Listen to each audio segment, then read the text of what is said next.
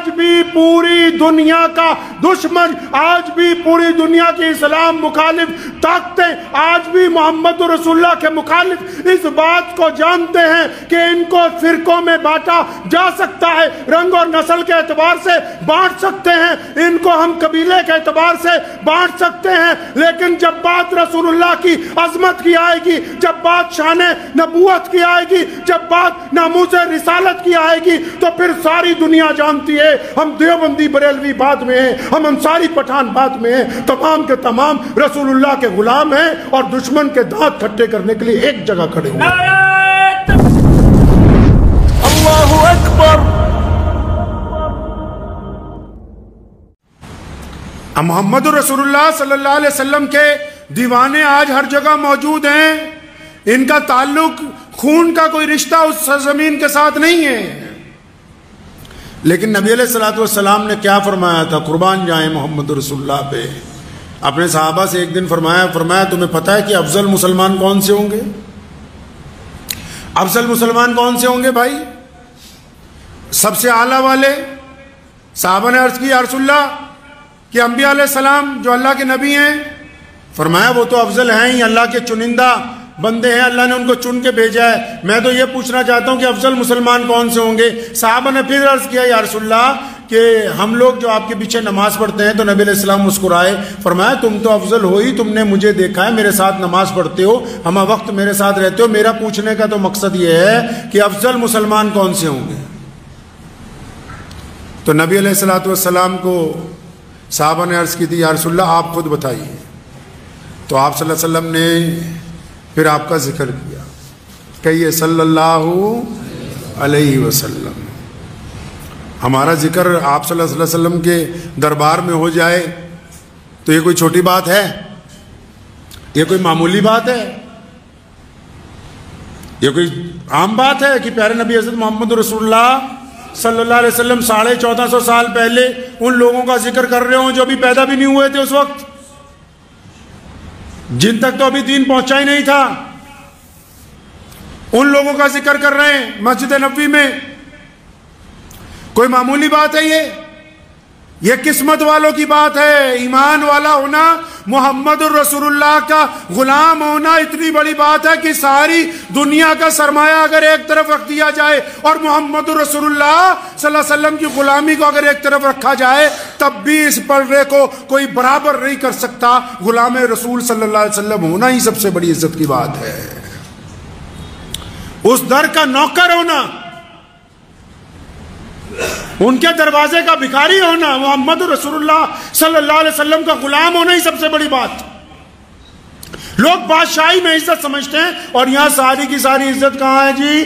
ساری کی ساری عزت رسول اللہ صلی اللہ علیہ وسلم کی غلامی میں پوشیدہ ہے، ساری کی ساری عزت رسول اللہ صلی اللہ علیہ وسلم کی چاکری میں پوشیدہ ہے، ساری کی ساری عزت رسول اللہ صلی اللہ علیہ وسلم کے چوکھٹ کے اوپر موجود ہے۔ جو اس در کا غلام ہوگا، قرآن پاک نے کہا، قرآن پاک میں 3 پارے میں اللہ تبارک و تعالیٰ نے ارشاد فرمایا قُلْ إِن كُنتُمْ تُحِبُّونَ اللَّهَ، فرمایا آؤ جو یہ کہتے ہو کہ ہمیں اللہ سے بڑی محبت ہے، ہم اللہ کو چاہنے والے ہیں، ہم اللہ کی عبادت کرنے والے ہیں، ہم اللہ کی اطاعت کرتے ہیں، ہم اللہ کا کہنا مانتے ہیں، فرمایا ان سب کو بتا دو، کان کھول کر سن لو سارے کے سارے، جس کا یہ دعویٰ ہے کہ مجھے اللہ سے محبت ہے، فرمایا جس کو میرے رسول سے محبت ہے اسی کو مجھ سے محبت ہوگی، جس کو مجھے ماننا ہے تو پہلے میرے رسول کی ماننی ہوگی،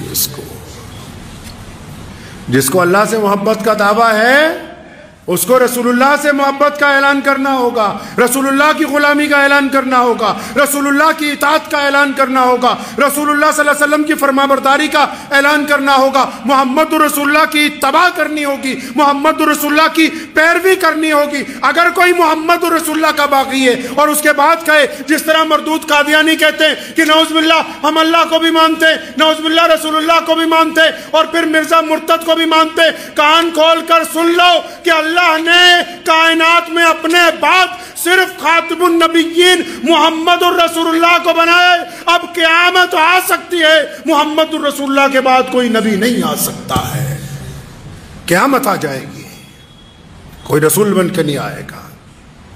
آپ نے دیکھا نا کہ ہمیں دنیا نے کس بات میں ہم جڑے ہوئے ہیں، پتہ نہیں آپ کو کہ ہم دیوبندی ہیں؟ کیا بھول گئے تم کہ ہم تو بریلوی ہیں؟ یاد نہیں کہ ہم پٹھان ہیں؟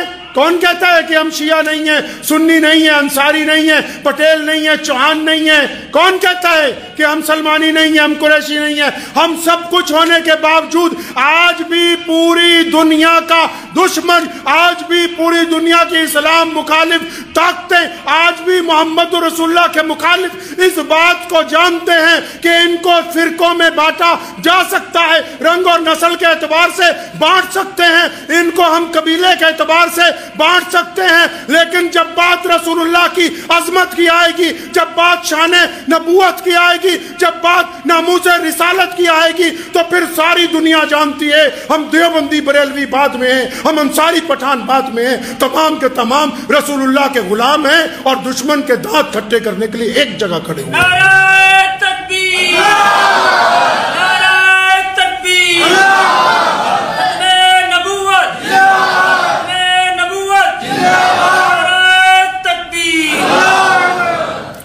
یہ صفت کس نے پیدا کر دی مسلمانوں میں؟ اندازہ لگاؤ کتنا بانٹا دنیا نے اسلام کو، اس کے باوجود